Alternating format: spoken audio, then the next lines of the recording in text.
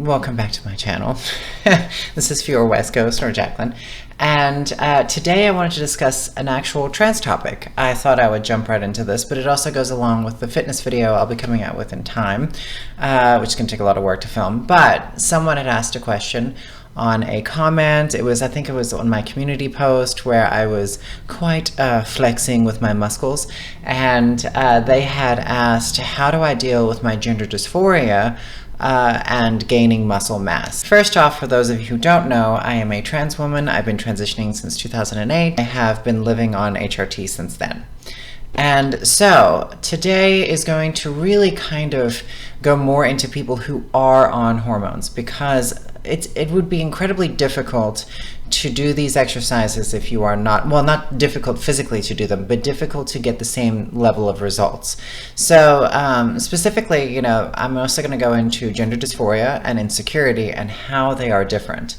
And these are all my views and opinions, so it can be different. I don't believe that there is, just one way to think when it comes like this, but I do believe that as a trans woman, to be a transgender person, you should have gender dysphoria. That is my opinion, and people can disagree with it and say with what they will. But and I'll break that down into the differences between insecurity, which I believe is what society puts on us, and gender dysphoria.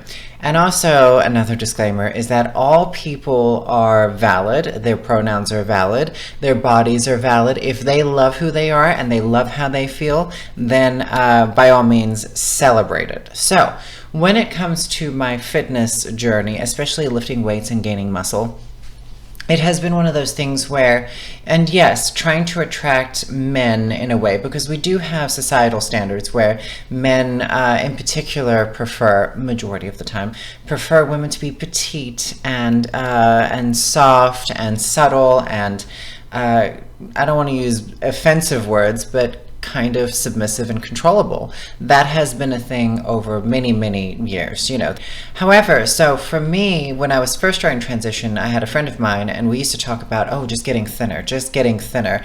And it was all about having leaner arms and looking more petite. And there were things that she said to me, I used to have facial piercings, and she'd been transitioning for about 3 years before me, medically. And so she was like, oh, you shouldn't have facial piercings. Women don't do that. Trans women shouldn't have short hair. They can't really pull that look off. And it was one of those things when I really listened to her and I really believed her. And I actually believe that was kind of like damaging to my transition, and also damaging to my gender dysphoria. Because those things are insecurities. Those are not gender dysphoria. There is a difference between the two. So short hair, all women can have any haircut they want. They can do anything. And even as a hairstylist, I primarily, when people say, oh, what about my face structure? I'm like, I was like, it depends on how you want to look, depends on how you feel. I believe in expression, and it all depends on how you feel, and you go along with that. So when it comes to my specific gender dysphoria, I do not like body hair. It's not my thing. I don't have the armpit hair. I shave that off. I'll wax them. I do not like my facial hair, so I had all of that removed through laser. And that was in the beginning of my transition, and I touch it up maybe once a year if I can. It's not that serious anymore. And I also had my chest and stomach lasered when I first started transitioning, only twice, because I had body hair pretty much from like here. The whole thing was nothing but black hair, and I was incredibly masculine before, because I had fully gone through puberty and testosterone, and I had male puberty. I had gone through it, and I had started early at 22, but body hair had really taken over. And so it was a lot of work getting that lasered off, a lot of pain, very expensive, but that was something where I drew the line and I said, this is something I have to do or I won't make it. So now if I was doing it, I'd probably do like a GoFundMe if I had to pay for it, and extensive lasering. And if I didn't work at a place that did it, where I get, discounted, I would probably, find ways to do it. And that's how serious gender dysphoria is. And that is not insecurity, that is a gender dysphoria, because all of the hair I had, and other than anomalies with women, was very masculine, and it comes from testosterone.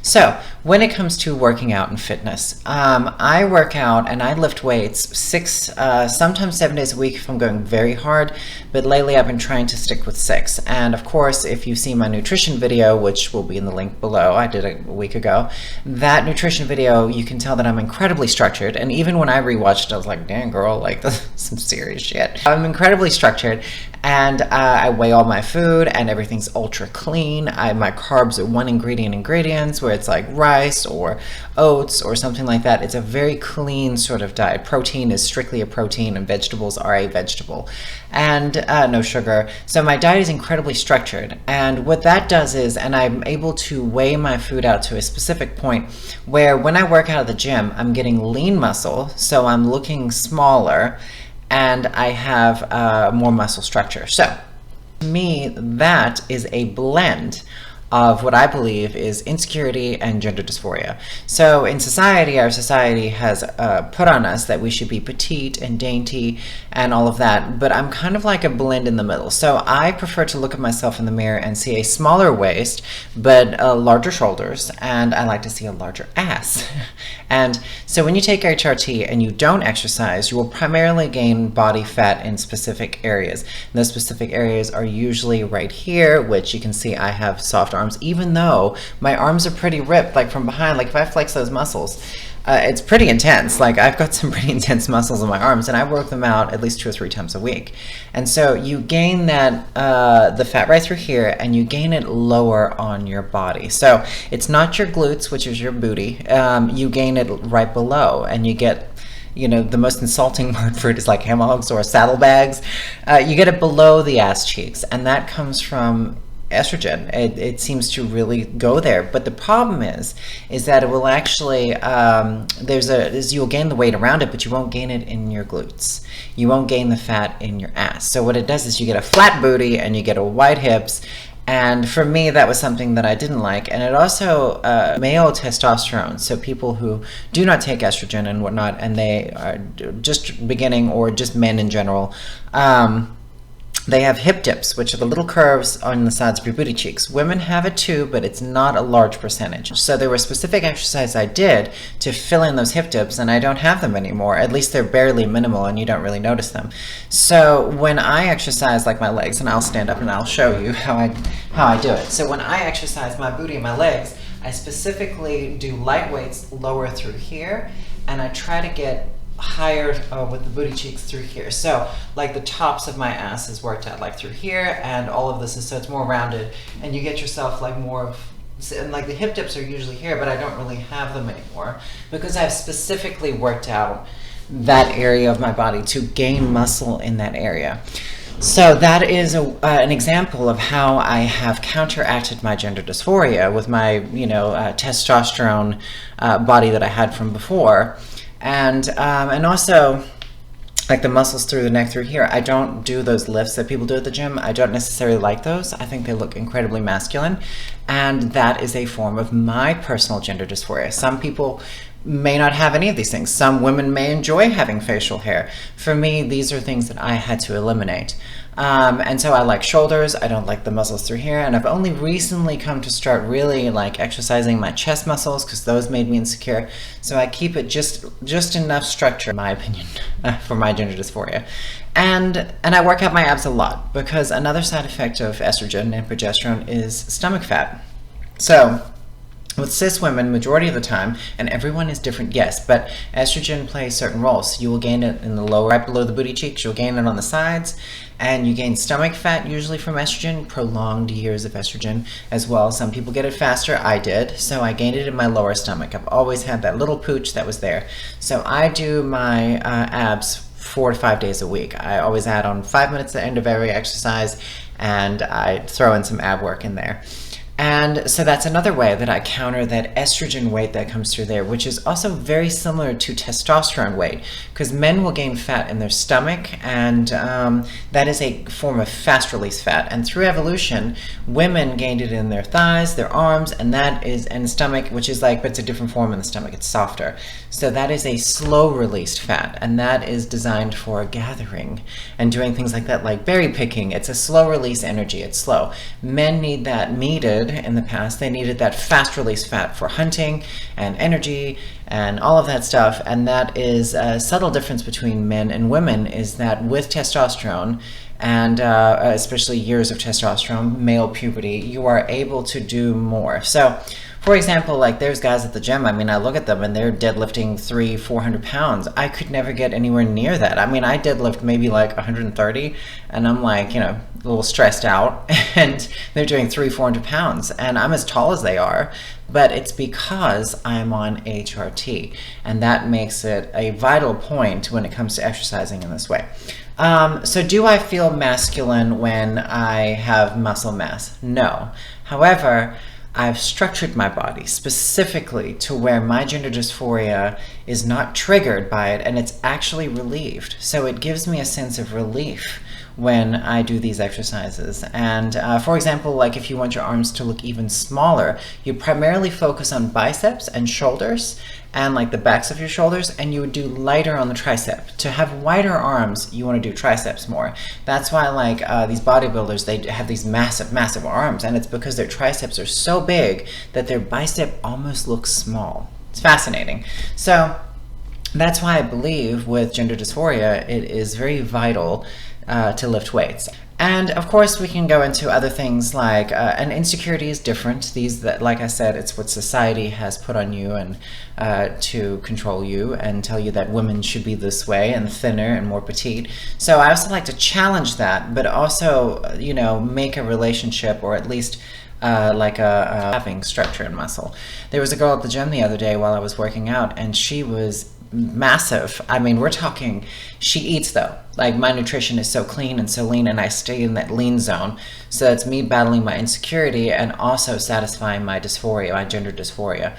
And this girl was just thick. Like she obviously is eating probably double the calories I'm eating, and she was lifting way more weight, and she is just going to town. I mean, she was like, her back was like, you know.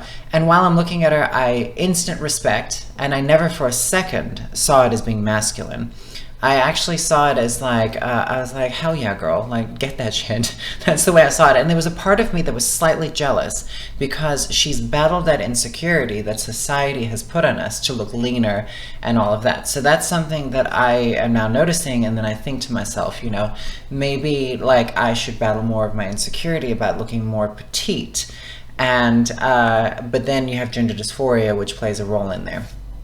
So when people first start their hormone replacement therapy, there is a phase. So it depends on what age you start, of course, because that is a very big part of it. If you start at the age of 45 and you've been lifting weights your whole life and you're big, it is going to take years, possibly even like close to a decade to lose that muscle memory. And muscle memory is a very valid thing.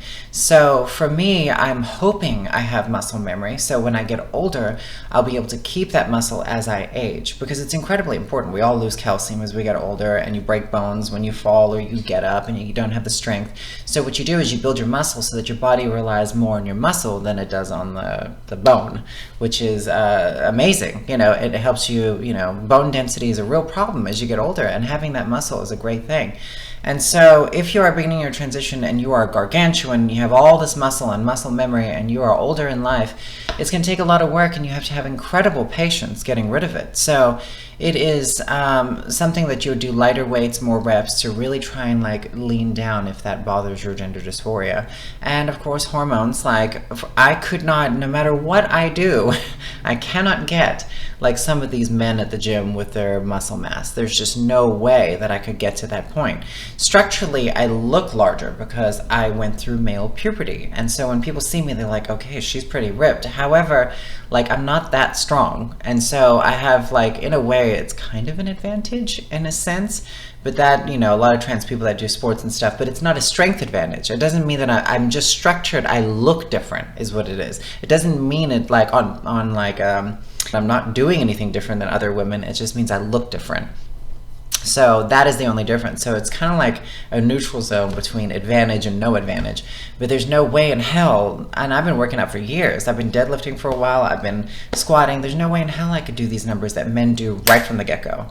Like they start 3-4 months they've been exercising, they're deadlifting 300 pounds. And I'm like, there's no way that I could do that. I've been doing it for years and I can't even do half that.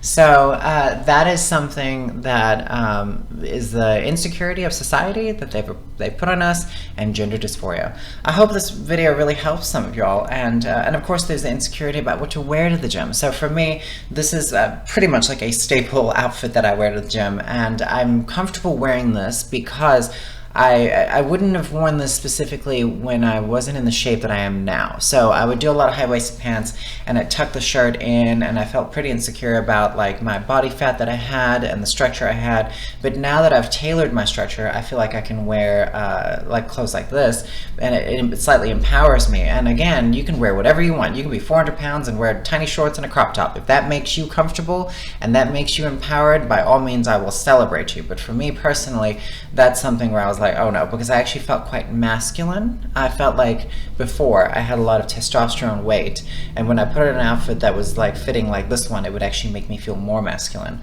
And so it triggered my gender dysphoria, and I couldn't do it. Now I don't have that issue because I've been working and have a smaller waist, I have the bigger ass, my thighs are smaller behind instead of larger, and my ass looks bigger, which is very satisfying to my gender dysphoria. And so it's, in a way, it's kind of like, I think it is just as important in my life as HRT is. It really is. Anyway, I hope this video finds you all well, and I hope it helps you on your fitness journeys and whatnot. And the thing is consistency. It takes years to do these things, especially when you're in HRT, because estrogen and testosterone blocker and all of these things, they are making a lot more work. But once you get there, once you push yourself through it and you tell yourself to get through this thing, it's very rewarding.